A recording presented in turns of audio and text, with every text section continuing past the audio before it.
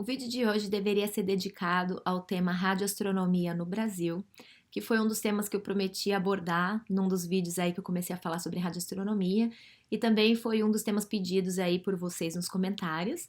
Por falar nisso, agradeço a participação de todo mundo. Por favor, continuem mandando sugestões, eu estou anotando e eu vou fazer os vídeos aí para vocês sobre os temas pedidos. E eu fico feliz que vocês tenham interesse no conteúdo.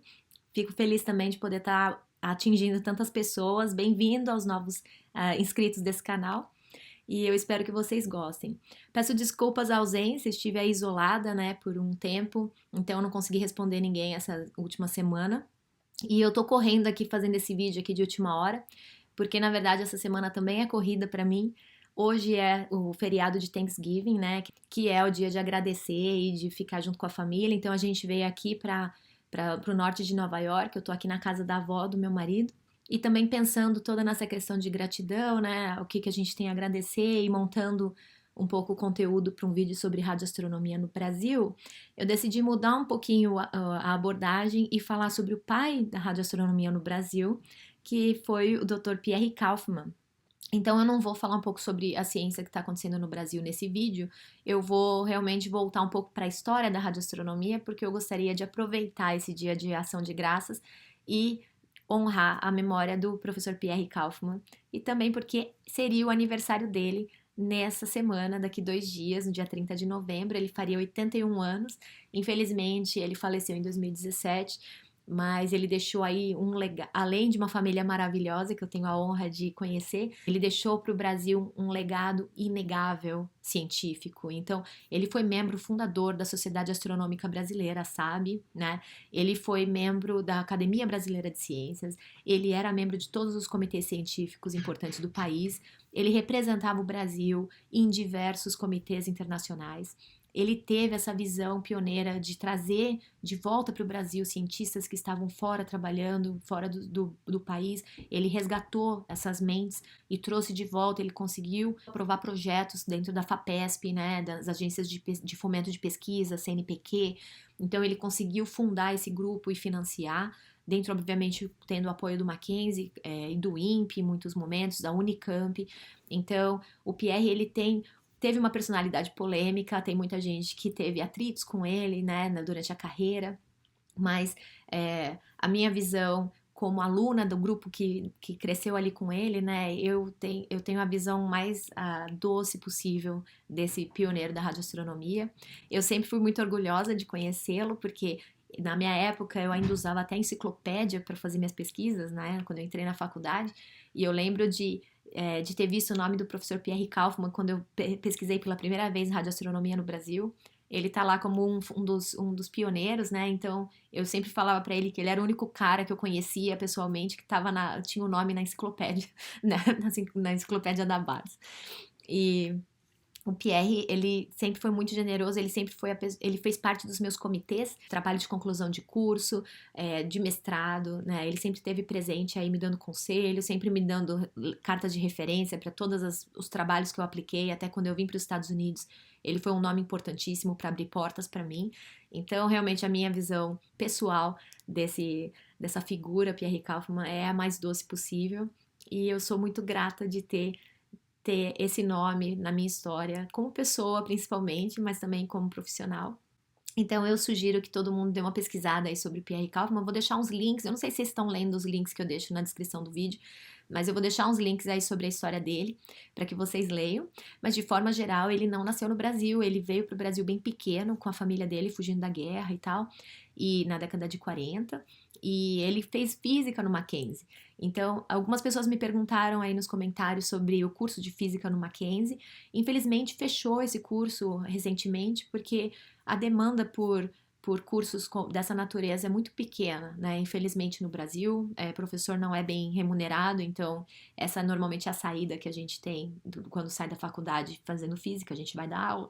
Então não é uma carreira que atraia a juventude, infelizmente, né? Então, eu sei, eu fiz física, foram um dos últimos anos que a gente teve esse curso lá no Mackenzie.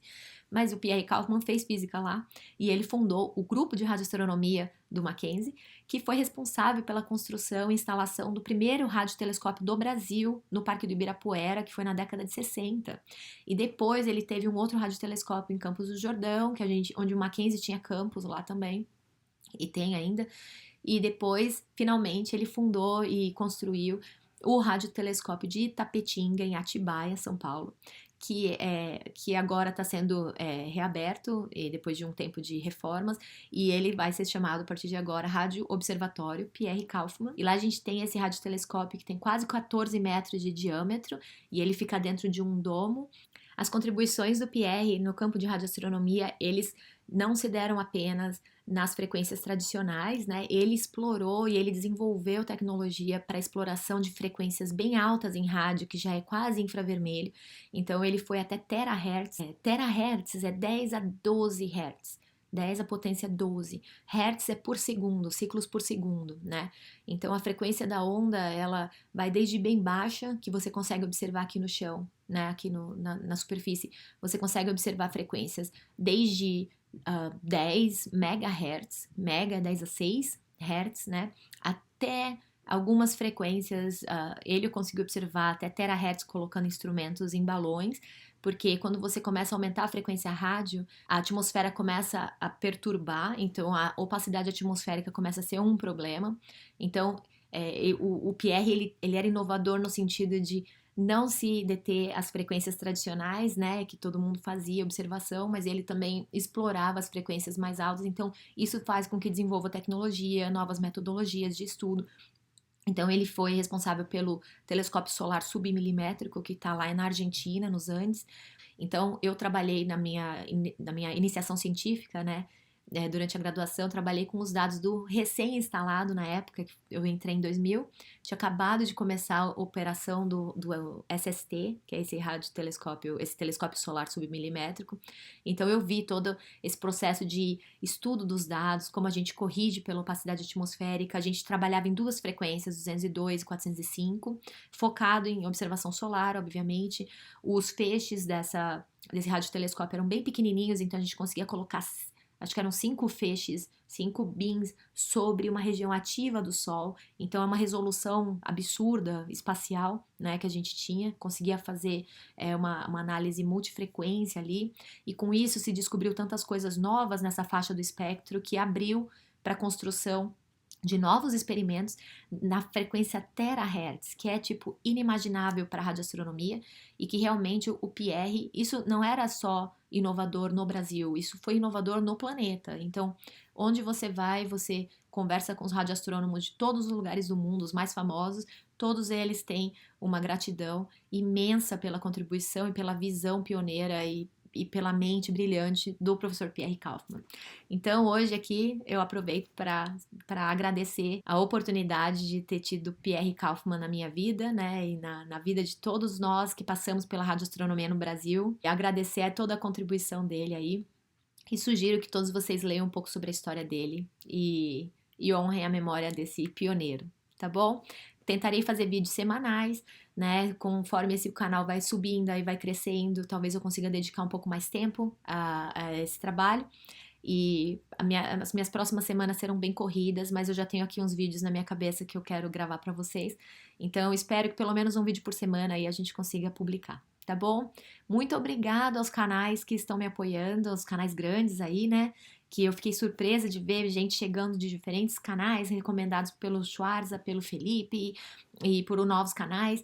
Então, tô me sentindo abraçada mesmo pelos youtubers do Brasil. Agradeço o suporte de vocês e espero que a gente consiga continuar tendo essa conversa aí respeitosa, legal. Agradeço também aos elogios aí que o pessoal tá mandando. Eu sei que não é muito comum você ver uma mulher falando sobre ciência em geral, porque o fato é que nós somos apenas 30% dos cientistas do mundo em todas as áreas. Então eu sei que é um pouco chocante ver uma mulher falando sobre isso. Eu não sou uma menina mais, né? Vou fazer 37 anos aí no domingo. e já tenho aqui meus cabelos brancos, né? Mas meu sangue japonês aqui, ele dá uma disfarçada aqui na minha idade. Mas eu agradeço mesmo aos elogios e a acolhida de vocês tão gentis, tá? Eu fiquei chocada um pouco com alguns comentários do tipo mulheres físicas, achava que elas deveriam ser todas feias, né? Velhas, sei lá o quê. Porque a gente está agora encerrando uma década, né? E a gente ainda se prende a esses estereótipos, né? Tão nocivos para cientistas do Brasil. Então eu gostaria de pedir a vocês que abram os olhos, olhem em volta. Eu sou do tipo mais nerd, né?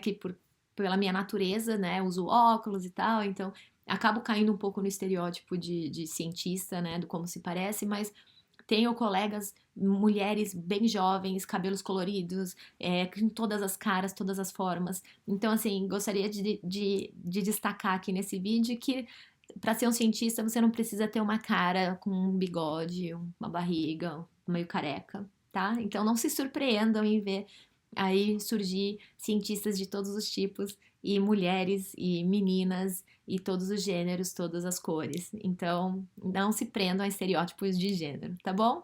Obrigada pela participação. Tchau.